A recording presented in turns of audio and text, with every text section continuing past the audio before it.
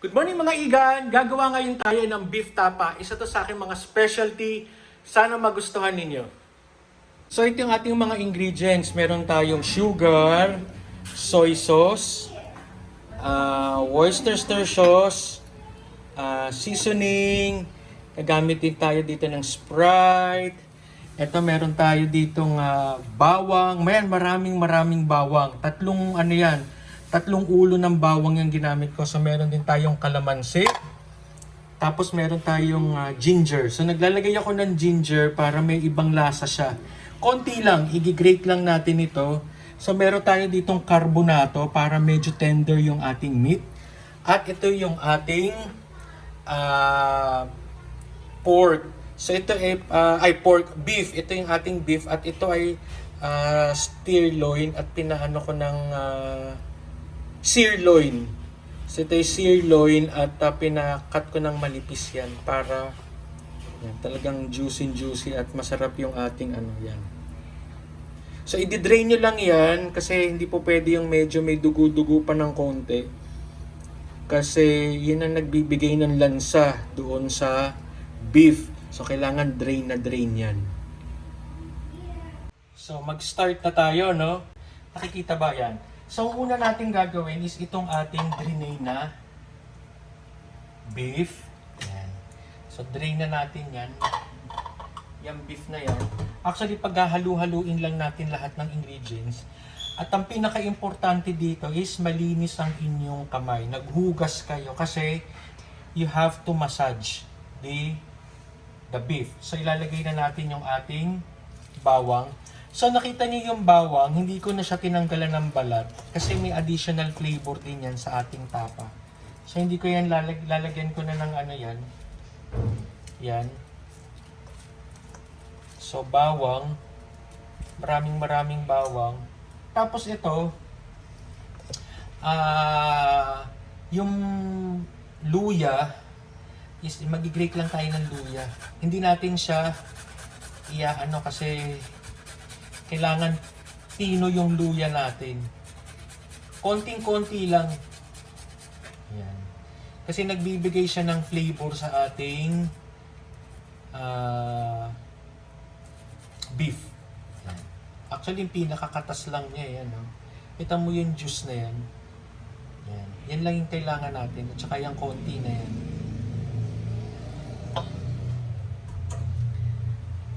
So, yan, pagsasama-samahin lang natin yan. Durug-durugin lang natin. Importante dito malinis ang kamay. No? So, pwede din naman gamit kayo ng gloves. Kasi mas masarap kasi pag kinakamay yung pagkain at nararamdaman mo talaga yung kasi pag may gloves. Well, kapag syempre nasa mga restaurant kayo, kailangan naka-gloves kasi iba yung kakain. Dahil since kami naman ang kakain nito, so medyo, yan, kinakamay ko na siya. Yan. May mga hindi pa na kailangan durugin natin yung bawang. Durug na durug yung bawang. So mas masarap ito, minamarinate ito ng 24 hours. Para talagang sumisiksik sa kanya yung lasa ng kanyang yan.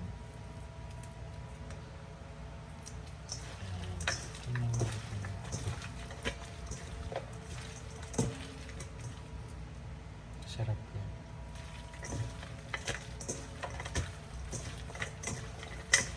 So hindi yan nilalamas ng ganon. Ganito lang ang paghalo niya, Yan, ganyan lang siya.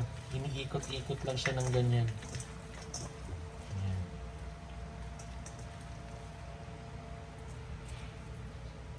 Okay?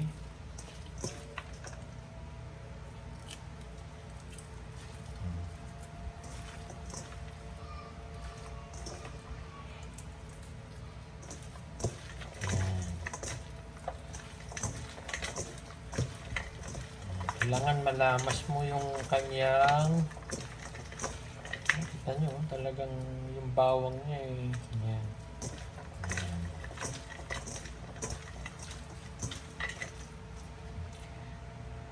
So, hugas lang ako ng kamay.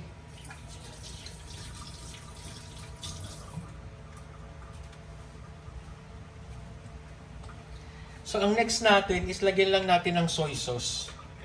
So, yung soy sauce is asan na ba yung aking pantimbang ng ano? Ito. So, ito yung ating panukat, no? So, lalagyan lang natin sa kalahating kilo ng beef. So, lalagay lang tayo ng 1/4 cup. Ito yung ating pang ano. So, this is 1/4 cup lang ng toyo. Yan. 1/4 cup. Tapos yung ating seasoning is 1/4 cup din. Lagyan lang natin siya. 1/4 cup. Ayan. So yan o. So 1/4 cup lang din siya. Lalagay lang din natin yan. So yan yung ating mga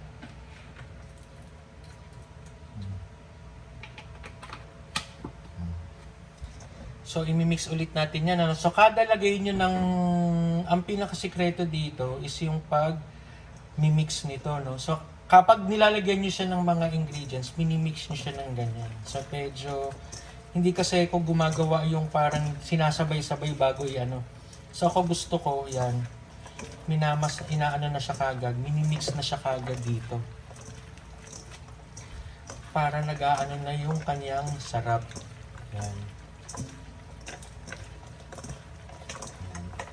Masa-masa lang siya ng ganyan. Ano? Ayan.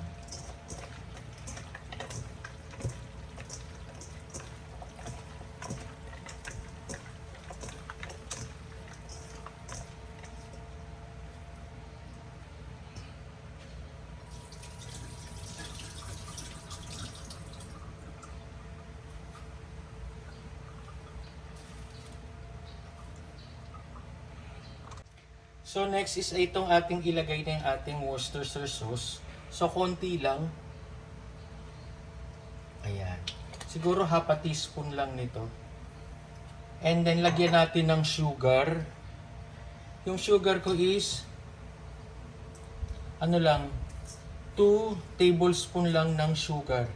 Ganyan lang siya konti. At imimix natin siya niyan. Yan.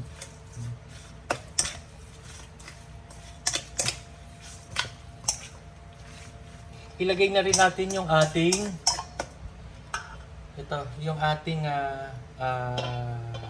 kalamansi. Yan. Yan. Lahat na natin yung kalamansi. So yung kalamansi ko, mga 10 kalamansi yan. Ginagamit ko 10 kalamansi. No?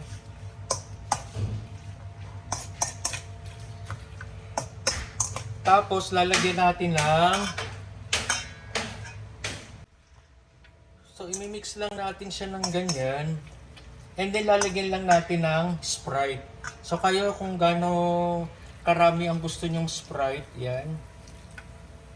Lagay na natin yung Sprite para pampaano sa kanya, no? So, ito ang importante, yung ating karbonato, no?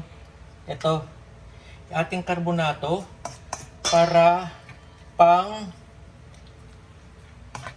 tender ng ating meat. Lalagay lang natin siya dyan. At imimix lang natin siya ng kamay natin. Ano? So just make sure na yung kamay natin is malinis. Para talagang yan. Yan. Kita nyo, oh. Yan. Para talagang manuot yung kanyang lasa. So, ito yung aking version ng beef tapa, no? At napakasarap po nito. Yan.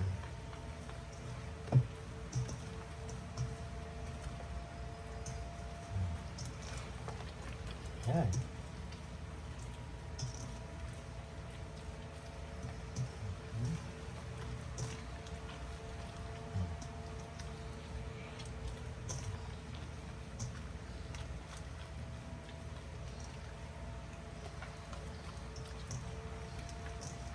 So, wag nyo lalamutakin yung ano, kasi madudurog, kasi maninipis lang yung ano niya, eh, oh. So, So, maninipis lang yan. So, kailangan madudurog yan. So, kung magbebenta kayo nito, so, wag nyung ano, ganyan lang siya. Ayan, Ayan, ganyan lang siya.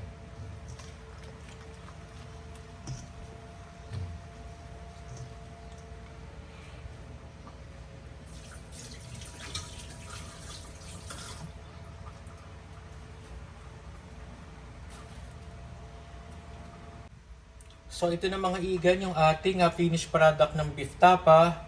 At imamarinate lang natin nito siguro mga 24 hours para medyo kumapit yung lasa sa kanya, no? So ano lang natin siya. Kita nyo ba? Ayan. Ang ganda ng kulay niya, oh. Tingnan niya, oh. Diba? And this is very tender. Ayan.